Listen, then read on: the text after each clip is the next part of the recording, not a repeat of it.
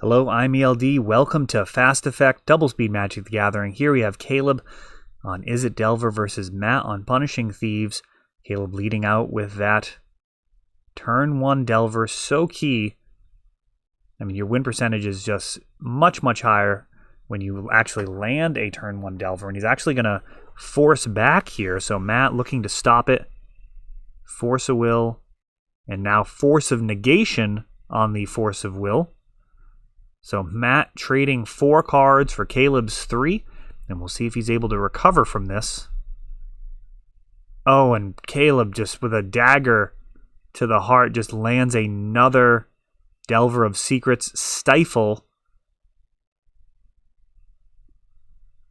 Stopping this fetch in all likelihood. The other fetch going through. And, oh, Punishing Fire gets dazed. And the clock is ticking. Brainstorm for Caleb. Matt needs to draw a Grove of the Burn Willows to get that Punishing Fire back. If he does, this is going to be a very, very difficult board state to maintain. Delver, of course, with that 2 backside, makes it a prime target for Punishing Fire. Breeding Pool coming into play tapped.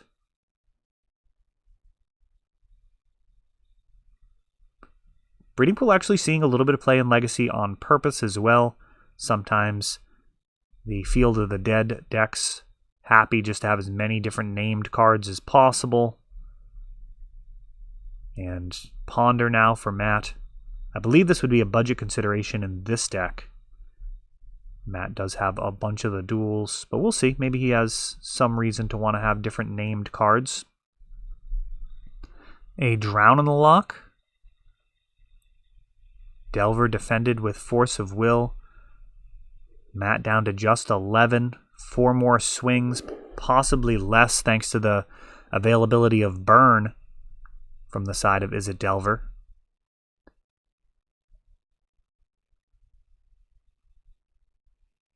Brazen Borrower coming in during the end step. A card that I expect fills some of the roles that Oko previously did in giving Delver strategies the ability to handle problem permanents. And those fetch lands not going to be getting sacked this game as those 3 power flyers carry Caleb to victory.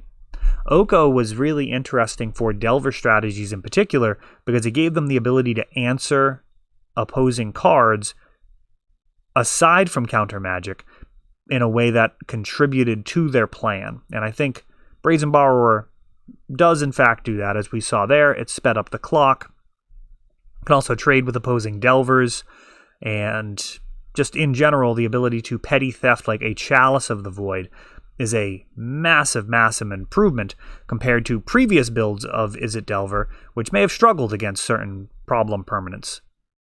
I think Oko was kind of the beginning of that, and we're in an era where Delver, I think, is... I mean, it's better than it's ever been. Yeah, Blue-Red Delver in the past kind of, in some ways, felt like perhaps a budget build of Delver, or that it was kind of giving up some of the power level in terms of having more consistency and a little bit of extra reach, and certain matchups having a more favorable percentage. But now, I mean, I really don't know what the best Delver build is. And there's a lot of different ways, but Brazen Borrower does ask the question, like, do you really need extra colors in this build?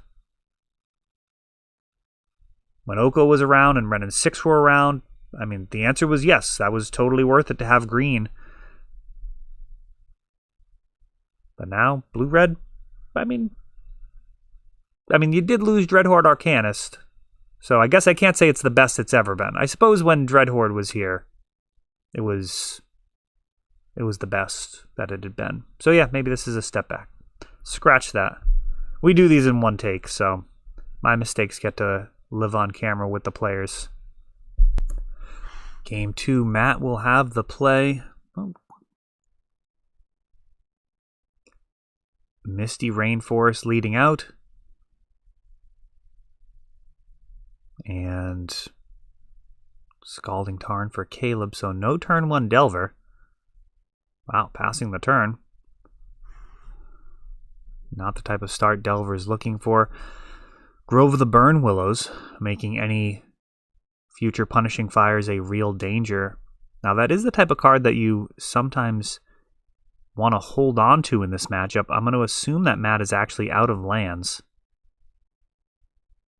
He is fetching in response, perhaps looking to avoid as much of a blowout from Stifle. When you fetch your lands, I mean, there are some times where you can't actually stop your opponent from stifling you, but when you crack your fetches in a certain point of time, at least it doesn't, for example, here, give your opponent the ability to brainstorm and fetch. So if Caleb did have a stifle and he cracked that fetch land, this brainstorm's not quite as good as it would have been. So, stifle's a 1-for-1 trade, but this can at least mitigate some of the damage instead of everything just going perfectly on curve and functioning with maximum effect.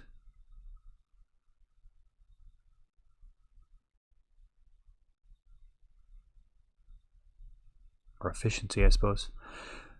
3 mana for a Euro. I'm not going to lie. Euro feels pretty brutal in this type of matchup. The life gain, when it's attached to meaningful effects, is just brutal. It's something that would be easily overcome if you were, say, down a card. Oh, and Surgical Extraction. Euro is out of there, and Pyroblast, Punishing Fire, Plague Engineer, and Force of Will are left in hand. He gets to see all of the cards. So many answers. Abrupt Decays, Hull Breachers. Spicy number there. You got to watch out when throwing out the Naked Brainstorm. If your opponent could potentially respond with a Hull Breacher. If you don't have a way of removing the 3/2 from the board, I mean, that can just be essentially game over on the spot, denying you the card draw, giving them tokens, treasure tokens, and then also you still have to put the 2 back on top even though you didn't draw any. So Stomp going upstairs and now being cast as a 4/3.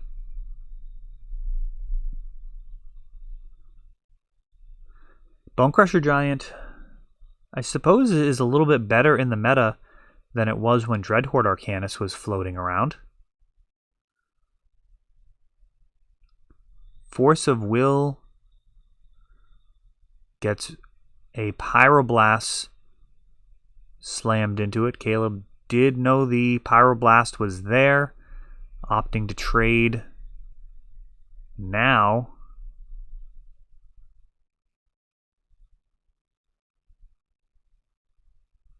It does feel a little bad to have the Bonecrusher Giant not able to do the adventure anymore. But it's a little complicated because this is not really how Delver is looking to engage in this match. It's quite possible that it can't win a very long game versus a deck with recurring Punishing Fires, the card advantage from, say, Dak Faden, along with discarding Punishing Fires. I mean, it is totally possible that that's a unwinnable situation. Now, this Plague Engineer apparently not naming human or wizard, as this Young Pyromancer is sticking around. Delver of Secrets and Young Pyromancer.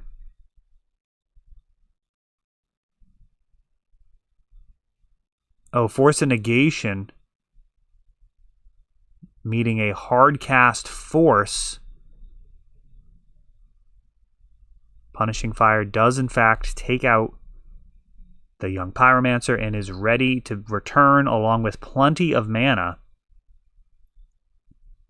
Plague Engineer can trade with the Bonecrusher Giant and most things in the format with that Death Touch.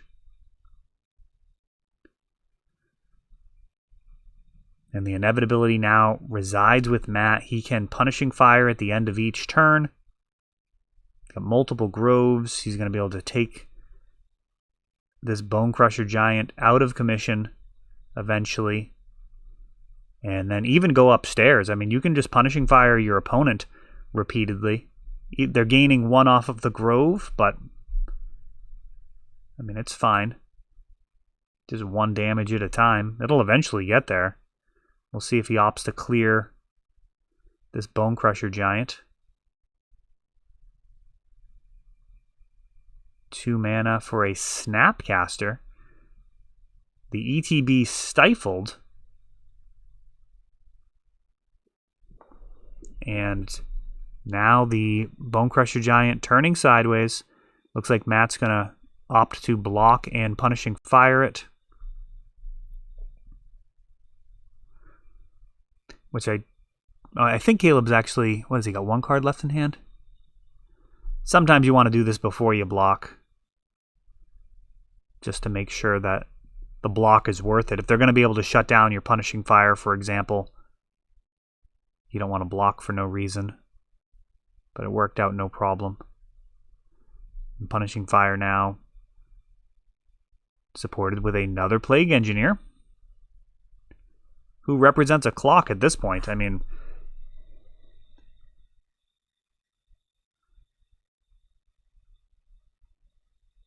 this is going to be a slow bleed. 2 damage at a time, and then a bunch of Punishing Fires during the end step unless anything better is drawn. Brainstorm can definitely help with that. Brainstorm into Ponder.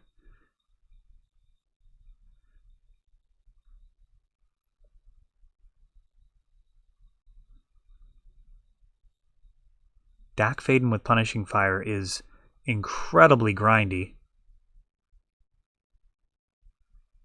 And now Snapcaster Mage getting some extra value. Gonna speed up the clock.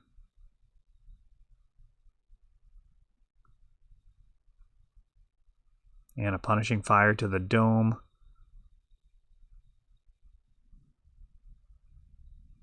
This will go much faster now that the clock has doubled, 4 damage at a time. Looking at just 2 more turns. Wasteland taking out 1 of the groves. Punishing Fire in response. And now Brainstorm just getting the green, or the red mana off of that along with the life gain. Got double Punishing Fire. I believe we'll finish this situation off. Down to 4. Punishing Fire number 1. Oh, and Colgan's Command. Fair enough.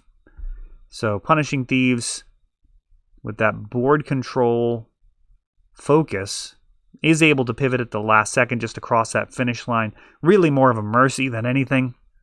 There was no likelihood of Delver getting out of that situation. It's a tough matchup. I mean, Delver can have a lot of very attractive opening hands, which are sometimes a trap when you're playing blue. I mean, there are plenty of decks where Delver can manage to play this control role and kind of ride it out, but I mean, not against a deck that is better equipped to play those long games. And these Punishing Thieves decks, I mean,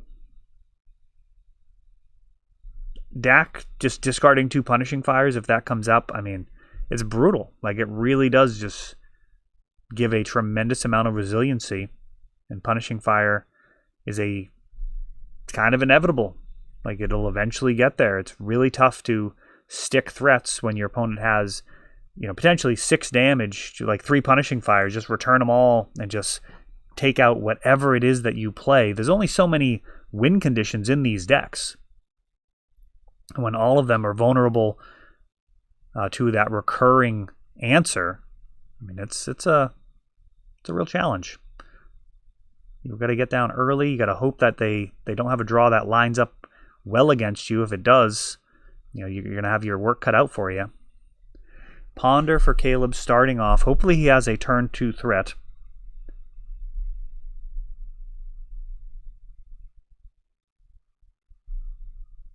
No, he does not.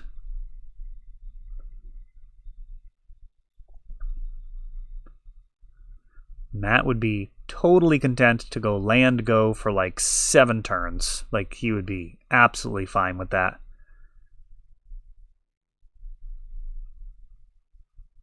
Punishing Fire is a very mana-hungry engine. The Planeswalkers, like Dak Faden, same thing. Trying to resolve 3-mana spells. You want to be able to, like things like Force of Negation and Force of Will being hard cast. All of them very attractive. Sylvan Library, that's a problem card. Oh, and it sticks. No Daze, no Spell Snare, no Spell Pierce. That just gets through.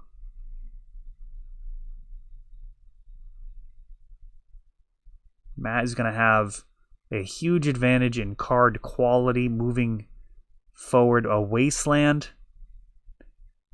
But Matt, I mean, when you're in a situation where you're trading card for card, Wasteland is exactly that. I mean, you're just straight up, literally, my card for your card. But when they have something like a Sylvan Library, they're going to have more cards.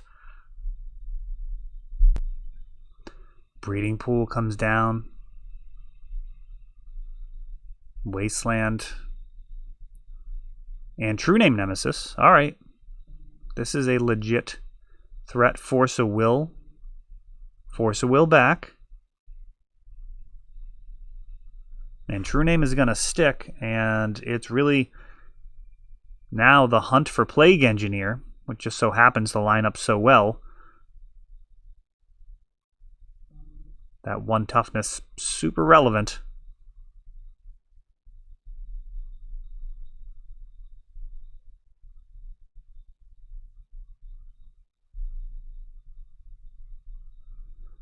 And, oh, he's got the Plague Engineer right away, and it goes uncontested. Sylvan Library, just finding all the answers.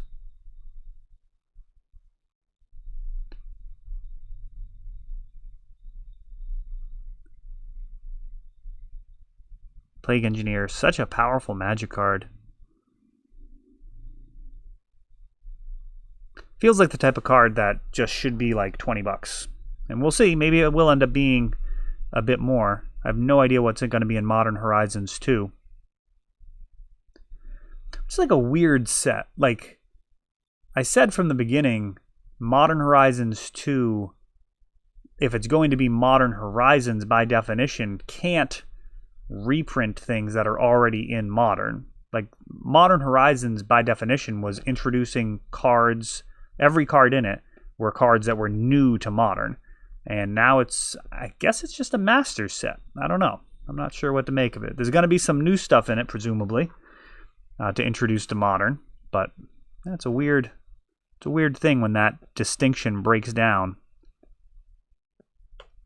It's kind of like, we're done with Masters sets.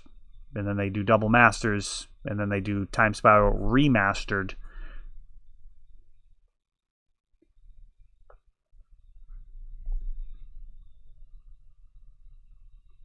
Matt down to 9.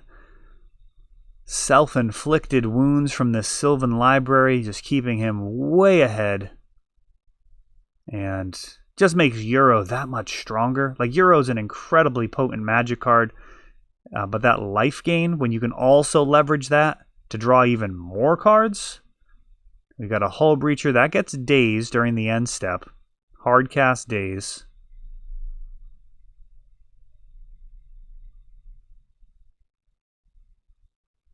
Dak Faden. This gets a Pyroblast. Red and blue card. Hydro or Pyroblast. We'll take that one down. The Spellbook version of that.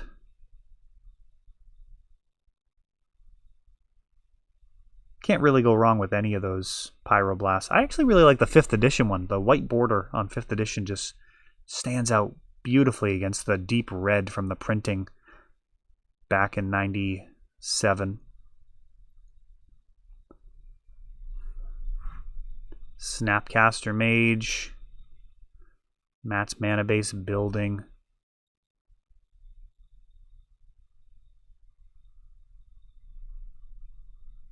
Just Thieves has just a ton of value in it. You're talking about cards that find more cards, which find more cards. So, your Sylvan Library grabs a Snapcaster, which can then grab a Ponder, which can dig and find a Kolaghan's Command, which can bring back Snapcaster and make your opponent discard a card. I mean, it's just, everything just kind of branches off into infinite value. Bone Crusher Giant, some value on the other side of the table here, taking out the Snapcaster Mage. We've got a Brainstorm and Hull Breacher in response. Oh, if this sticks. Oh, that's graphic. Is this going to stick? It does. He gets the counters. Caleb has no hand, and now Brazen Borrower comes down. And that is it. Caleb scooping it up. As that Hull Breacher, I mean, it's tough. It is tough. That is... Oh, maybe he didn't scoop it up, because that's actually... The game wasn't quite over. I think that ended up being a draw. Yeah, I think Matt was certainly going to go on to win that game, but I think the pace of play, based off of this timestamp, I think that... that looked like a scoop, though. I'm going to go with Matt winning that one. If either of you guys who played in the match say otherwise, just go ahead and post in the comments and we'll tack that to the top. But it looks like that was a scoop, probably because time in the round was nearly over, and that was not going to be something Caleb was able to get back into. That is all for this one, but don't worry, there is a lot more. You can check out our older videos, and we're always putting out new videos from ELD's Time Vault Games in Bellingham, Massachusetts. If you want to help the channel, of course, you can like, subscribe, share, tap that notification bell so you can know the next time our new videos come out. Thanks for watching.